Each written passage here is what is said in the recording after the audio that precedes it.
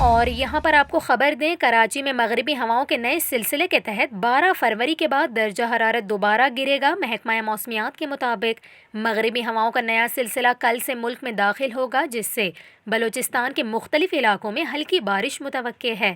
کراچی میں درجہ حرارت میں 2 ڈگری کمی ہو سکتی ہے، البتہ سابقہ سسٹم جیسی سردی کی شدت ریکارڈ نہیں ہوگی۔ دوسری جانب ملک کے بالائی علاقوں میں ایک بار پھر تیز برف باری کا سلسلہ شروع ہو گیا۔ مری، استور، ناگا پربت اور گرد و نواح میں شدید برف باری ہوئی، جبکہ لواری ٹنل کے اطراف 5 انچ تک برف باری ریکارڈ کی گئی۔